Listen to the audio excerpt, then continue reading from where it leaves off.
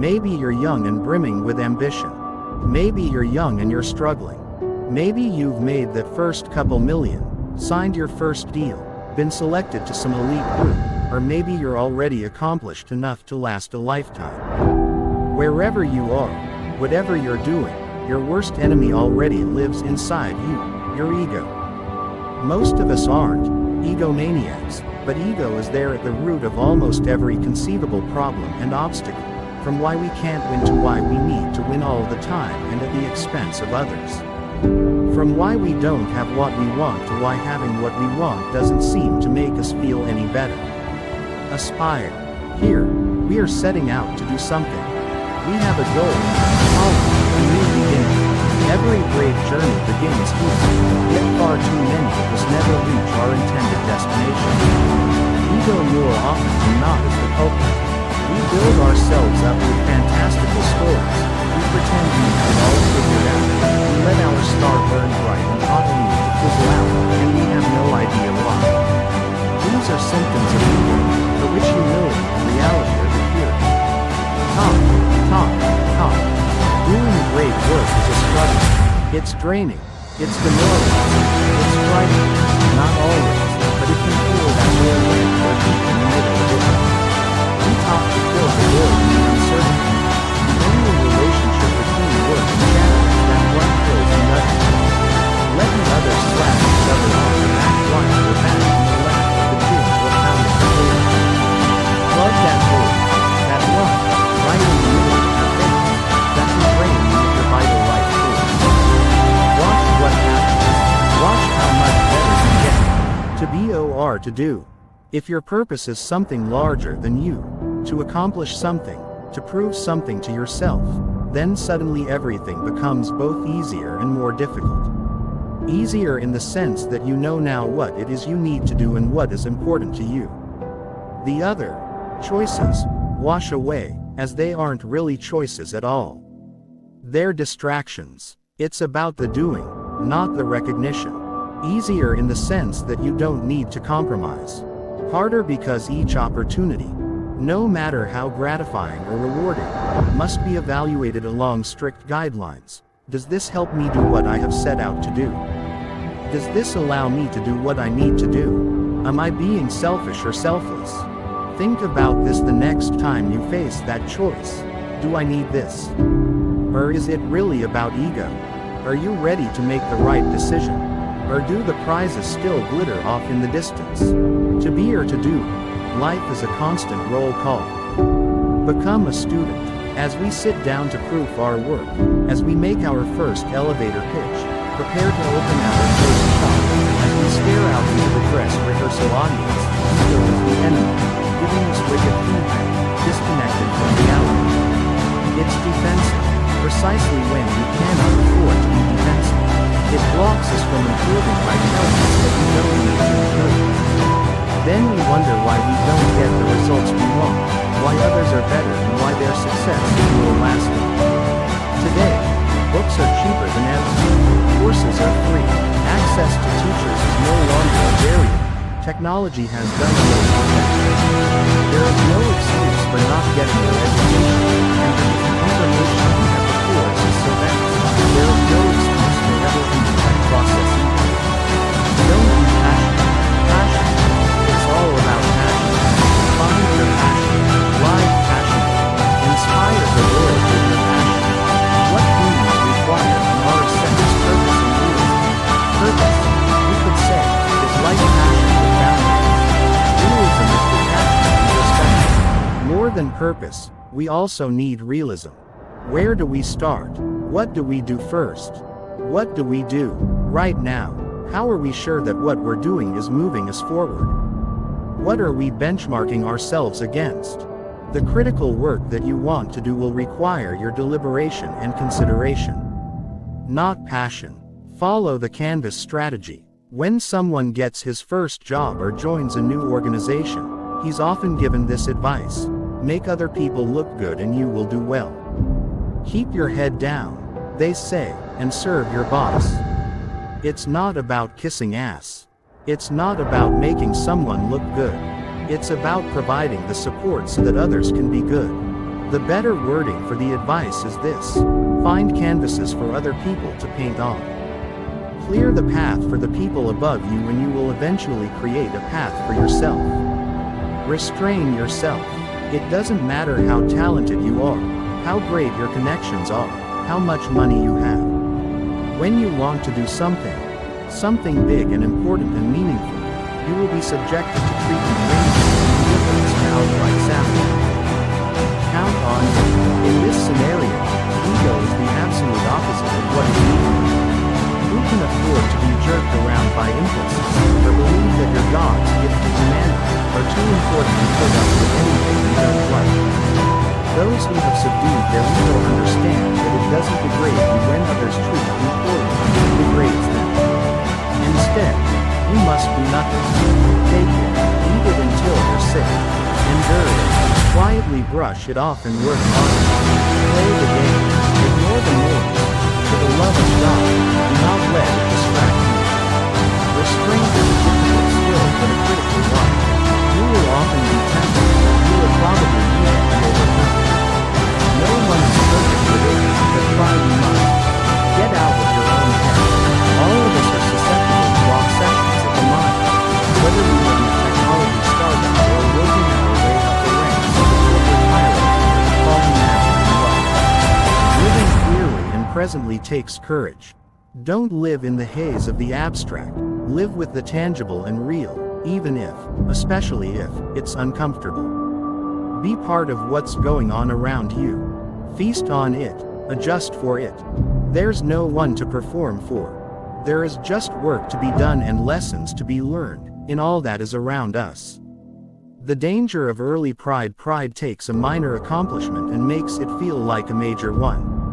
It smiles at our cleverness and genius, as though what we've exhibited was merely a hint of what ought to come. From the start, it drives a wedge between the possessor and reality, subtly and not so subtly changing her perceptions of what something is and what it isn't. It is these strong opinions, only loosely secured by fact or accomplishment, that send us careering toward delusion or worse. We are still striving, and it is the strivers who should be our peers, not the proud and the accomplished. Without this understanding, pride takes our self-conception and puts it at odds with the reality of our station, which is that we still have so far to go, that there is still so much to be done. Work every time you sit down to work. Remind yourself, I am delaying gratification by doing this. I am earning what my ambition burns for. I am making an investment in myself instead of in my future. Work is finding yourself alone at the track when the weather kept everyone else indoors. Work is pushing through the pain and crappy first drafts and prototypes. It is ignoring whatever plaudits others are getting, and more importantly, ignoring whatever plaudits you may be getting. Because there is work to be done. Work doesn't want to be work. It is made so, despite the headwind. There is an old expression, we know a workman by the chips they eat. It's true. To judge your progress properly, just take a look at it. The fool. For everything that comes next, ego is the enemy. What is truly ambitious is to face life and proceed with quiet confidence in spite of the distractions. Let others grasp the crutches. It will be a lonely fight to be real, to say, I'm not going to take the edge off. To say, I am going to be myself, the best version of that self. I am in this for the long game, no matter how brutal it might be. To do, not be. You have a chance to do this yourself. To play a different game, to be utterly audacious in your aims. Because what comes next is going to test you in ways that you cannot begin to understand. For ego is a wicked sister of success. Success here we are at the top of a mountain we worked hard to climb, or at least the summit is in sight. Now we face new temptations and problems. We breathe thinner air in an unforgiving environment. Why is success so ephemeral? Ego shortens it. Whether a collapse is dramatic or a slow erosion, it's always possible and often unnecessary. We stop learning, we stop listening, and we lose our grasp on what matters. We become victims of ourselves in the competition. Sobriety, open-mindedness, organization, and purpose. These are the great stabilizers. They balance out the ego and pride that comes with achievement and recognition. Always stay a student in each of the spaces of thread as we pursue our craft. Like sirens on the rocks, ego sings a soothing, validating song, which can lead to a wreck. The second we let the ego tell us we have graduated, learning grinds to a halt. That's why Frank Shamrock said, always stay a student, as in, it never ends. The solution is as straightforward as it is initially uncomfortable. Pick up a book on the topic you know next to nothing about it. Put yourself in the room's where you're the least knowledgeable person. That uncomfortable feeling, that defensiveness that you feel when you're most deeply held assumptions are challenged. What about subjecting yourself to the deliberate? Change your mind, change your surroundings. An amateur is defensive, the professional finds learning, and occasionally, being shown to be employable. They like being challenged and engage in education as an ongoing and endless process. Don't tell yourself a story. Crafting stories out of past events is a very human impulse. It's also dangerous and untrue. Writing our own narrative leads to arrogance. It turns our life into a story, and turns us into caricatures, while we still have to live it. Instead of pretending that we are living some great story, we must remain focused on the execution, and on executing with excellence. We must shun the false crown and continue working on what got us here. What's important to you? It's time to sit down and think about what's truly important to you and then take steps to forsake the rest. Without this, success will not be pleasurable, or nearly as complete as it could be. Or worse, it won't last. This is especially true with money. If you don't know how much you need, the default easily becomes more. So why do you do what you do? That's the question you need to answer. Stare at it until you can. Only then will you understand what matters and what doesn't. Only then can you say no. You walk out of stupid races that don't matter, or even exist. Entitlement, control, and paranoia. A smart man or woman must regularly remind themselves of the limits of their power and reach. Entitlement assumes, this is mine, I've earned it. At the same time, entitlement nickels and dimes other people because it can't conceive of valuing another person's time as highly as its own. Control says, it all must be done my way, even little things, even inconsequential things. It can become paralyzing perfectionism, or a million pointless battles fought nearly through. The sake of exertion said, paranoia thinks, I can't trust anyone. I'm in this totally by myself and for myself. It says, I'm surrounded by fools. It says, focusing on my work, my obligations, myself is not enough. I also have to be orchestrating various machinations behind the scenes, to get them before they get me, to get them back for the slights I perceive. The sad feedback loop is that the relentless, looking out for number one, can encourage other people to undermine and fight us. They see that behavior for what it really is, a mask for weakness, insecurity, and instability. In its frenzy to protect itself, paranoia creates the persecution it seeks to avoid, making the owner a prisoner of its own delusions and chaos. Managing yourself as you become successful in your own field, your responsibilities may begin to change. Days become less and less about doing and more about making decisions. Such is the nature of leadership. What matters is that you learn how to manage yourself and others, before your industry eats you alive. Micromanagers are egotists who can't manage others and they quickly get overloaded.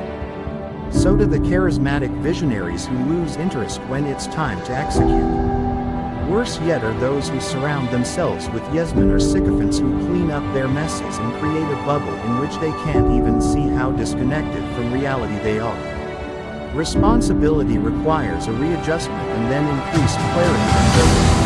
First, setting the top-level goals and priorities of the organization in your life. Then enforcing and observing them. To Produce results and only results. Beware the disease of me after a team starts when immediate action begins. The simple bonds that join the individuals together begin to break. Players calculate their own importance. Chests swell. Frustrations emerge. Egos appear. The innocent climb, Pat Riley says, is almost always followed by the disease of me. They can strike any winning team in the moment and with alarming regularity. For us, it's beginning to think that we're better, that we're special, that our problems and experiences are so incredibly different from everyone else's that no one could possibly understand. It's an attitude that has sunk far better people, teams, and causes than ours. It doesn't make you a bad person to want to be remembered. To want to make it to the top. To provide for yourself and your family. After all, that's all part of the allure. There is a balance. Soccer coach Tony Adams expresses it well. Play for the name on the front of the jersey, he says, and they'll remember the name on the back. Meditate on the immensity as our power or talents grow. We like to think that makes us special, that we live in blessed, unprecedented times. It's hard to be humble when you're as great as I am, Muhammad Ali once said. Yeah, okay. That's why great people have to work even harder to fight against this headwind. It's hard to be self-absorbed and convinced of your own greatness inside the solitude and quiet of a sensory deprivation tank. It's hard to be anything but humble walking alone along a beach late at night with an endless black ocean crashing loudly against the ground next to you. Feel unprotected against the elements or forces or surroundings. Remind yourself how pointless it is to rage and fight and try to one-up those around you. Go and put yourself in touch with the infinite, and end your conscious separation from the world. Reconcile yourself a bit better with the realities of life. Realize how much came before you, and how only wisps of it remain. Let the feeling carry you as long as you can. Then when you start to feel better or bigger, go and do it again. Maintain your sobriety is the counterweight that must balance out success. Especially if things keep getting better and better.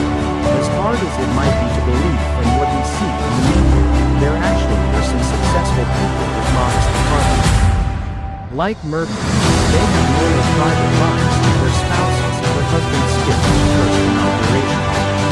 They lack articles, they wear normal clothes. Most successful people are people you've never heard of. They want it that way. It keeps them serving, it helps them do their jobs. For what often comes next, ego is the enemy. Instead of letting power make us unique, and instead of taking what we have for granted, we do better to spend our time preparing for the ships of fate that inevitably occur in life. That is, adversity, difficulty, failure. Who knows? Maybe a downturn is exactly what's coming next. Worse, maybe you caused it. Just because you did something once, doesn't mean you'll be able to do it successfully forever. Reversals and regressions are as much a part of the cycle of life as anything else. But we can manage that too. Failure here we are experiencing the trials endemic to any journey. Perhaps we've failed. Perhaps our goal turned out to be harder to achieve than anticipated. No one is permanently successful, and not everyone finds success on the first attempt. We all deal with setbacks along the way. Ego not only leaves us unprepared for these circumstances, it often contributed to their occurrence in the first place. The way through, the way to rise again, requires a reorientation and increased self-awareness. We don't need pity, our own or anyone else's. We need purpose, poise, and patience. A lifetime or dead time. According to Greed, there are two types of time in our lives. Dead time, when people are passive and waiting, and a live time, when people are learning and acting and utilizing every second. Every moment of failure, every moment or situation that we did not deliberately choose or control, presents this choice, a live time. Dead time. In life, we all get stuck with dead time. Its occurrence isn't in our control. Its use, on the other hand, is. Ask Booker T. Washington most famously put it, cast down your bucket where you are. Make use of what's around you. Don't let stubbornness make a bad situation worse. The effort is enough in your work. Do it well. Then, let go and let God. That's all there needs to be. Recognition is a yours. Those are just extra.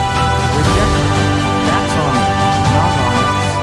This is why we can't let external determine whether something is worth it or not. It's on us. The world is, after all, indifferent to what we humans want. If we persist in wanting, in needing, we are simply setting ourselves up for resentment or worse. Doing the work is enough. Fight Club moments: face the symptoms. Cure the disease. Ego makes it so hard. It's easier to delay, to double down, to deliberately avoid seeing the changes we need to make in our lives. But change begins by hearing the criticism and the words of the people around you. Even if those words are mean-spirited, angry, or hurtful. It means weighing them, discarding the ones that don't matter, and reflecting on the ones you do. In Fight Club, the character has to firebomb his own apartment to finally break through. Our expectations and exaggerations and lack of restraint made such moments inevitable, ensuring that it would be painful. Now it's here. What will you make of it? You can change, or you can deny. Draw the line. Ego kills what we love. Sometimes, it comes close to killing us too. It is interesting that Alexander Hamilton, who of all the founding fathers met the most tragic and unnecessary end, would have wise words on this topic. But indeed he does. Act with fortitude and honor, he wrote to the distraught. Friend in serious financial and legal trouble is the man's own making. If you cannot reasonably hope for a favorable expectation, do not plunge deeply. Have the courage to make a full stop. A full stop. It's not that these folks should have quit everything. It's that a fighter who can't tap out or a boxer who can't recognize when it's time to retire gets hurt. Seriously so, you have to be able to see the bigger picture. Maintaining your own scorecard is a harder road at first, but one that ultimately makes us less selfish and self-absorbed. A person who judges himself based on his own standards doesn't crave his coffee the same way as someone who lets applause dictate success. A person who can think long-term doesn't pity herself during short-term setbacks. A person who values the team who share credit and succeed his own interests in the world of most others. Reflecting on what went well or how amazing we are doesn't get us anywhere, except maybe to where we are right now. But we want to go further. We want more. We want to continue to improve. Ego blocks that, so we subsume it and smash it with continually higher standards. Not that we are endlessly pursuing more, as if we're racked with greed, but instead, we're inching our way toward real improvement, with discipline rather than disposition. Always love in failure or adversity. It's so easy to hate. Hate defers blame. It makes someone else responsible. It's a distraction too. We don't do much else when we're busy getting revenge or investigating the wrongs that have supposedly been done to us. Does this get us any closer to where we want to be? No. It just keeps us where we are. Or worse, arrests our development entirely. If we are already successful, as Hearst was, it tarnishes our legacy and turns sour what should be our golden years. Meanwhile, love is right there.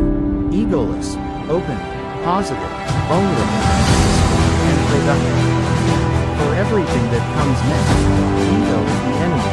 Whatever is next for us, we can be sure of one thing we want to avoid. Ego. It makes all the steps hard, but failure is the one that will make permanent. Unless we learn, right here and right now, from our mistakes. Unless we use this moment as an opportunity to understand ourselves and our own mind better, ego will seek out failure like the true north. All great men and women went through difficulties to get to where they are, all of them made mistakes. They found within those experiences some benefit, even if it was simply the realization that they were not infallible and that things would not always go their way.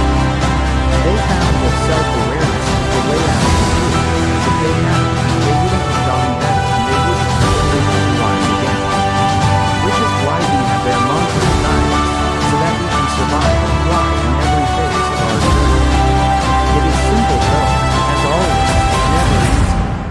not to aspire or seek out of ego. To have success without ego. To push through failure with strength, not ego.